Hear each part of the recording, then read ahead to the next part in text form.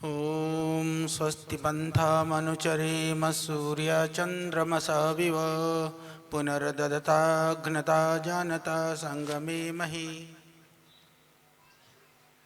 सनातन भारत सुरक्षित संसार के उद्घोष के साथ में महर्षि दयानंद सरस्वती द्विजन्म शताब्दी वर्ष के साथ साथ में आर्य समाज स्थापना की और सत्यार्थ प्रकाश लेखन की 150वें वर्ष पर आयोजित इस भव्य चतुर्वेद पारायण महायज्ञ में सम्मिलित आप सभी भाई बहनों को मैं हार्दिक अभिनंदन करता हूं आप सबका और हार्दिक स्वागत भी करता हूं और आप सबको मेरा नमस्कार है। इस मंच पर जैसे अभी आपने देखा कि पूरे ऊर्जा के साथ में अपनी ताकत के साथ में प्रातः काल से हम उन लोगों में से हैं आज जो प्रातः काल सबसे पहले जो भाई बहन आए होंगे उस समय पर हम यहाँ पहुँचे थे और पूज्य स्वामी संपूर्णानंद जी को मैं देख रहा हूँ। पूज्य स्वामी जी ने सुबह से संपूर्ण आनंद करा रखा है सबका। तो जो है इतनी ऊर्जा के साथ में संभवतः प्रातः काल से जिन्होंने इनको सुना होगा, मुझे नहीं लगता है कि कोई विषय को इन्होंने छोड़ दिया हो जिसके ऊपर आपने ना कहा हो। तो पूरी ऊर्जा के साथ आप लगे हैं एक ही लक्ष्य और संकल्प के साथ में महर्षि स्वामी दयानंद का जो स्वप्न है, जो उनका संकल्प है वो पूर्ण हो।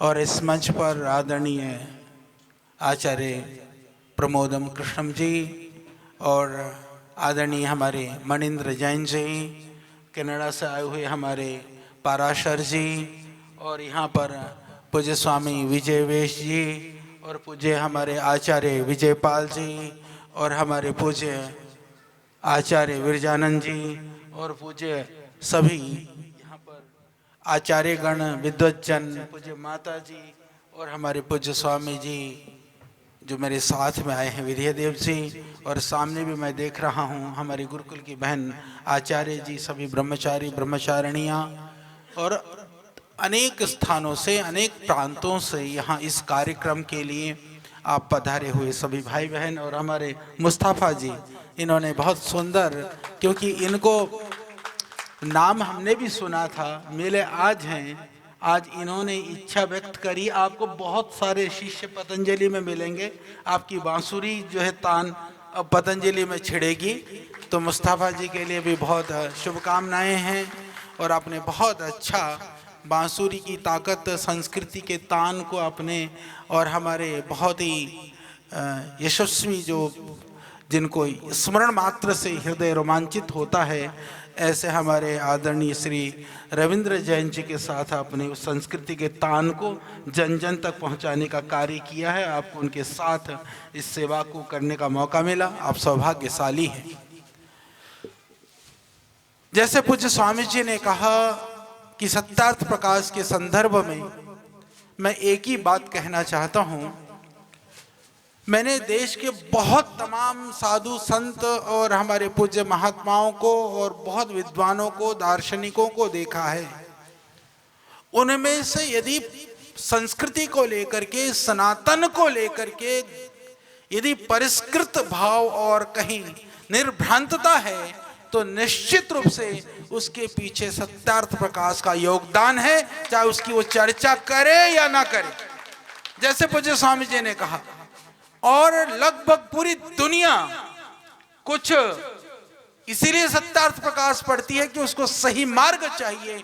बहुत सारे इसलिए सत्यार्थ प्रकाश पढ़ते हैं क्योंकि जो तार्किक क्षमता का सृजन सत्यार्थ प्रकाश को पढ़ने से प्राप्त हो सकता है, दूसरी किसी एक ग्रंथ को पढ़ने से कभी भी नहीं हो सकता है। जो सत्यार्थ प्रकाश के अंदर है वह ढोंग पाखंड आडंबर दिखावईपनों से बाहर रहता है। मुझे अभी स्मरण, जब हम देश की आजादी की बात करते हैं, आंदोलन की बात करते हैं, सीताभी पट्टरमैया जो है वह कोई आर्य समाज के सदस्य नहीं थे। सीताभी पट्टरमैया जी कहते हैं इस देश को आजादी दिलाने में 85% उन लोगों का योगदान था, या तो वो ऋषि दयानंद से सीधे जुड़े हुए थे या वो ऋषि दयानंद से प्रभावित थी। यानी देश को आजादी दिलाने में यदि किसी ग्रंथ का यदि आप नाम ले सकते हैं कि सर्वाधिक योगदान किसी ग्रंथ का था तो वह सत्यार्थ प्रकाश का ही था, इसमें कोई भी संशय नहीं है। तो जिस ग्रंथ ने सनातन की रक्षा की है, जिस ग्रंथ ने इस देश के स्वाभिमान को बना करके बचा करके रखा है, तो उस ग्रंथ का नाम है सत्यार्थ प्रकाश, जिसके विषय में अभी अपने पूज्य स्वामी जी को सुना। और हम और पूज्य स्वामी जी तो गुरुकुल के ही प्रोडक्ट हैं। और सबसे पहले गुरुकुल में हम जब गए तो ग्रंथ के रूप में, पुस्तक के रूप में, शास्त्र के रूप में किसी ग्रंथ ने हमें प्रभावित ही नहीं किया, उद्वेलित किया। देश धर्म संस्कृति के लिए कुछ कर गुजरने के लिए प्रेरणाएं दी, तो उस ग्रंथ का नाम सत्यार्थ प्रकाश ही था। तो इसीलिए वह सत्यार्थ प्रकाश वो हमारे जीवन के लिए, हमारे आज हम जहां भी हैं, यदि ऋषि दयानंद न होते, यदि ऋषि दयानंद की परंपरा न होती और उस परंपरा में स्वामी श्रद्धानंद जी न होते, तो गुरुकुल कहां से प्रारंभ होते। और उस श्रद्धानंद की गुरुकुलीय परंपरा में स्वामी पूज्य स्वामी ओमानंद जी न होते तो हरियाणा में गुरुकुल का जाल न बिछता, और स्वामी ओमानंद जी न होते तो हमारे आचार्य बलदेव जी भी ना होते, आचार्य बलदेव जी ना होते तो न स्वामी रामदेव होता, न आचार्य बालकृष्ण होता। वह गुरुकुलीय परंपरा के हम बच्चे हैं, उस उपवन के हम अपने आप को एक सेवक मान सकते हैं। तो आज जो भी पाया है वो ऋषि की कृपा है। आज श्रद्धेय स्वामी जी पूरे ऊर्जा के साथ में, ताकत के साथ में, दृढ़ता के साथ में सभी आसुरी शक्तियों से टकराते हुए भी अपने सिद्धांत और अपनी मान्यता के प्रति दृढ़ हैं। तो उसके पीछे ऋषि दयानंद की कृपा और उनके द्वारा लिखित सत्यार्थ प्रकाश का ही बड़ा कारण है।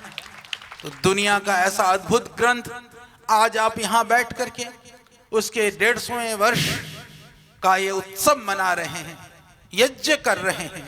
जीवन के अंदर यदि ऊर्जा चाहिए, सात्विकता चाहिए, सनातन को समझने का सामर्थ्य चाहिए, तो निश्चित रूप से सत्यार्थ प्रकाश का आलंबन आपको लेना होगा।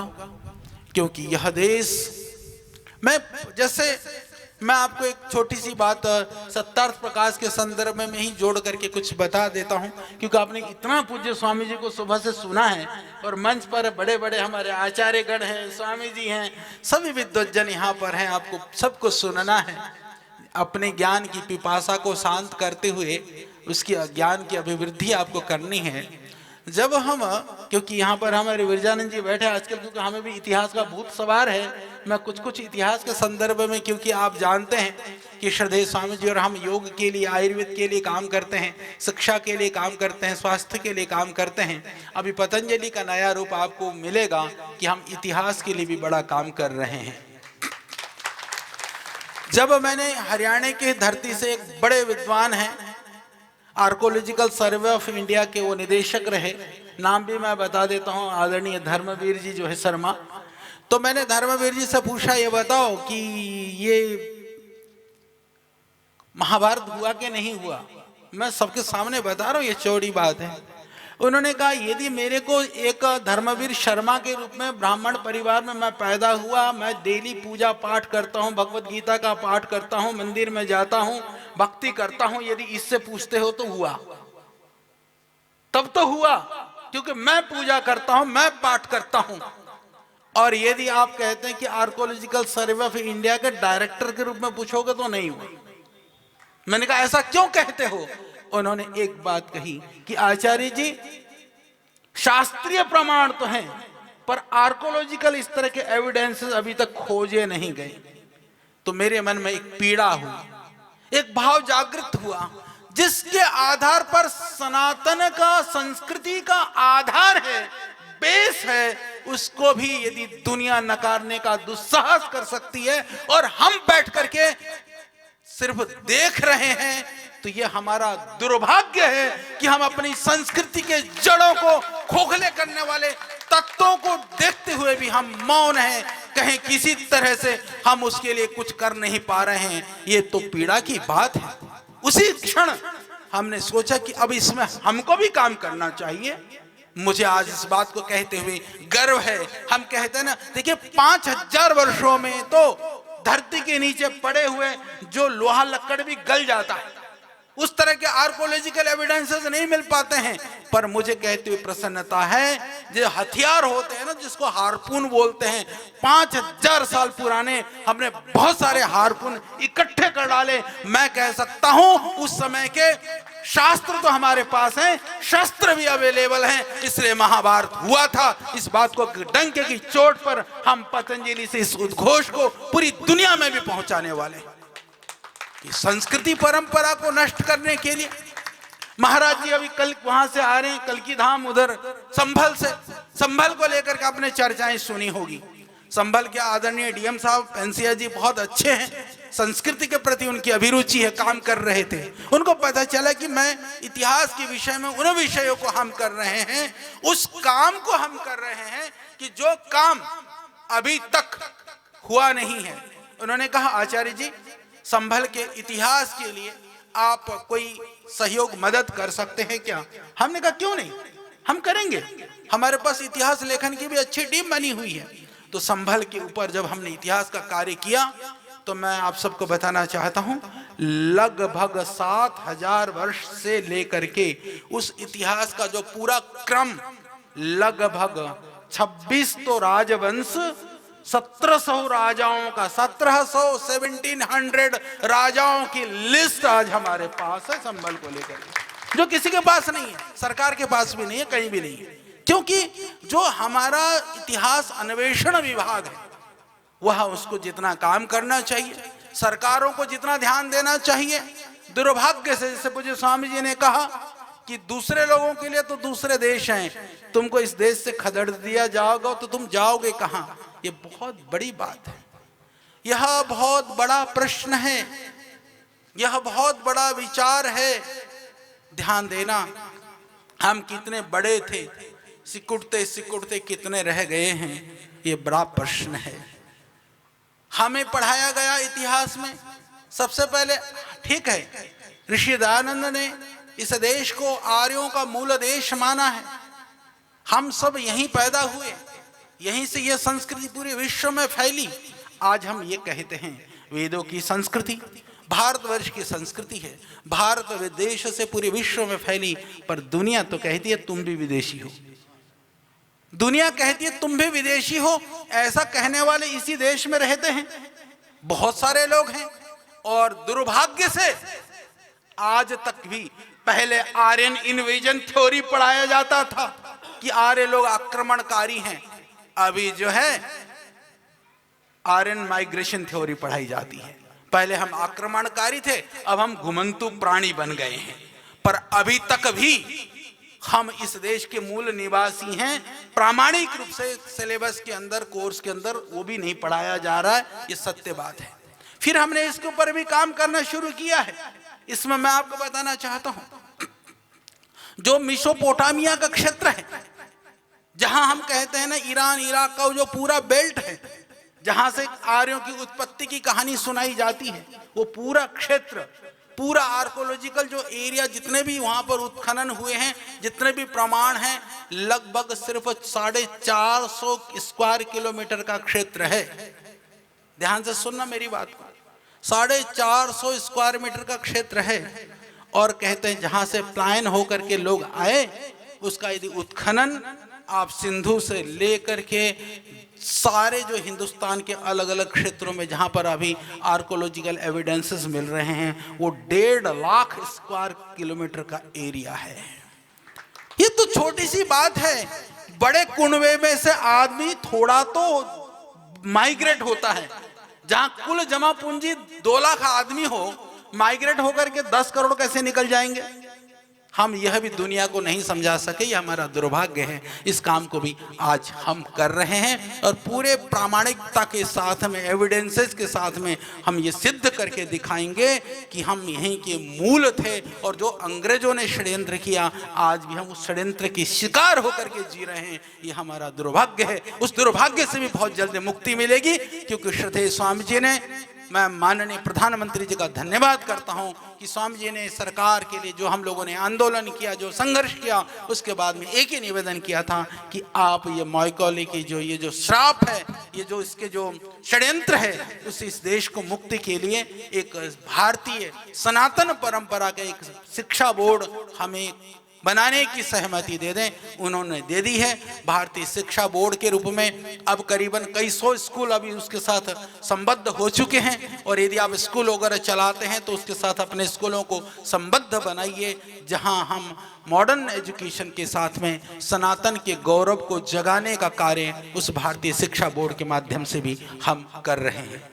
तो आप सबसे मेरा निवेदन है, तो मैं ये आपसे यही कह रहा था कि आज तक हम अंग्रेजों के द्वारा किए हुए षड्यंत्र से भी मुक्ति नहीं पा सके। बहुत सारा काम यहां पर होना है। एक और मैं आपको बताना चाहता हूं कि आयुर्वेद को लेकर के, सनातन को, संस्कृति को लेकर के पहले तो यह कहा गया। एक और महाराज जी मैं बड़ी बात बताना चाहता हूं। इतिहास के नाम पर हम कहते हैं वेद विश्व का सबसे पुराना ज्ञान है, सबसे पुरानी पुस्तक है।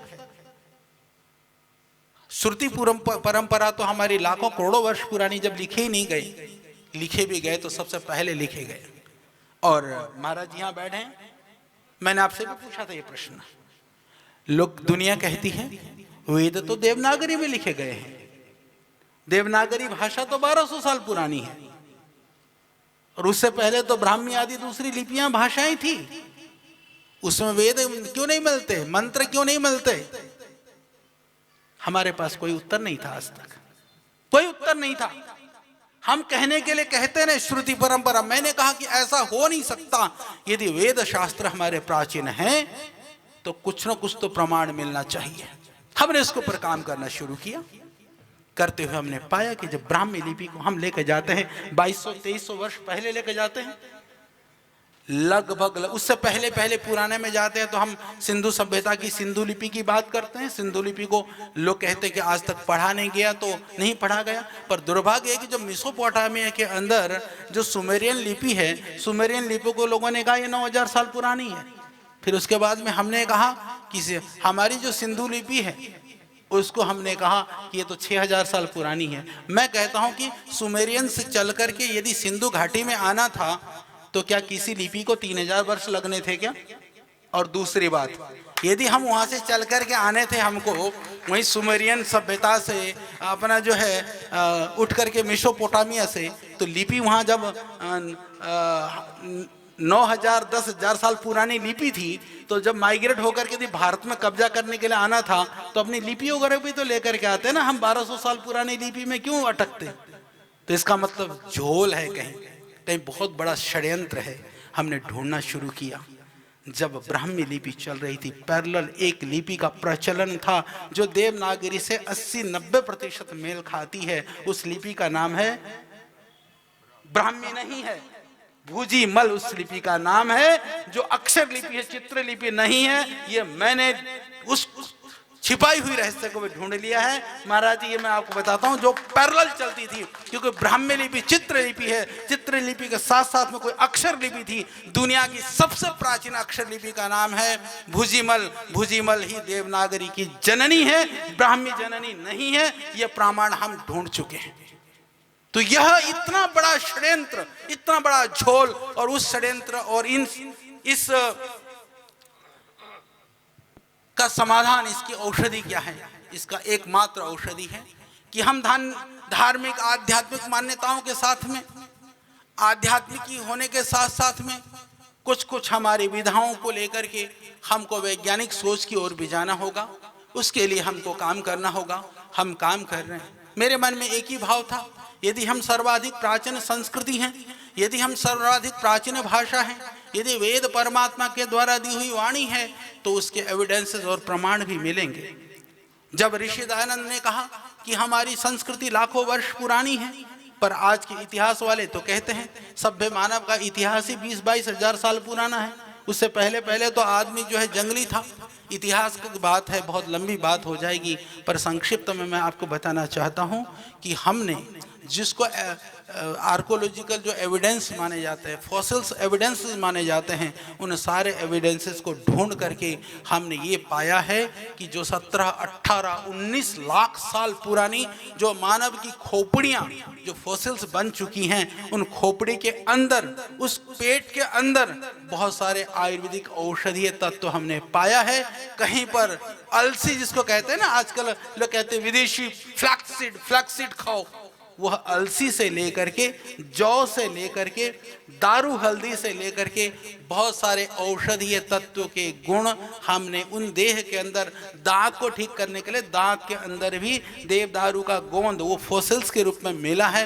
वो सब चीज़ ढूंढने का काम उन सब, वो भी एक और बताना चाहता हूँ मज़ेदार बात, वो हमने ढूंढा नहीं है, लोगों ने ढूंढा है। वो एविडेंसेस हैं, दुर्भाग्य से लोगों के बीच में नहीं है। जो विदेशी लोग कहते हैं कि मानव सभ्य मानव 20,000 साल पहले था, वो कहते हैं 18 लाख साल पहले वो जड़ी बूटियों का प्रयोग करता था। तो जंगली तो बंदर तो जड़ी बूटी का प्रयोग करेगा नहीं, वो कोई बुद्धिशाली इंसान ही हो सकता है।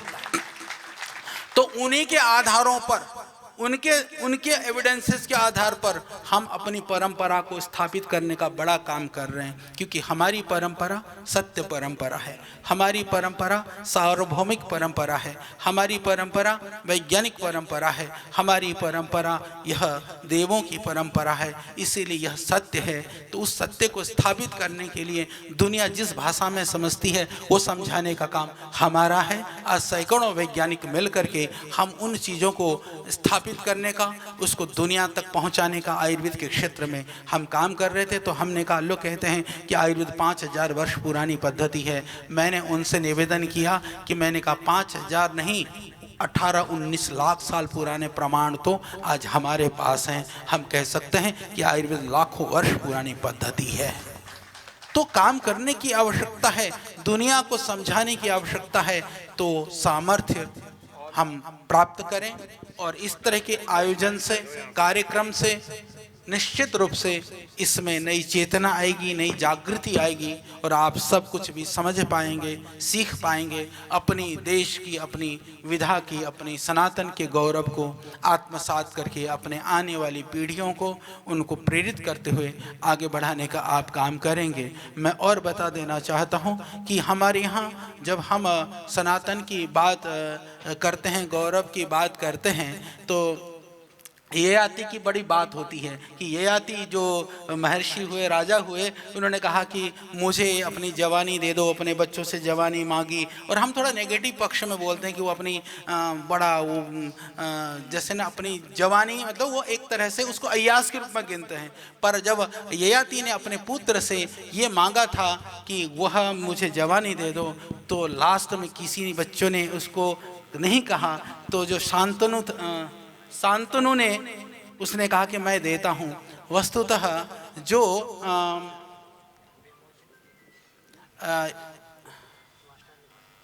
नहीं, क्या नाम था पुत्र का? शांतनु नहीं, पुरु ने, हाँ, पुरु ने कहा कि मैं दूंगा।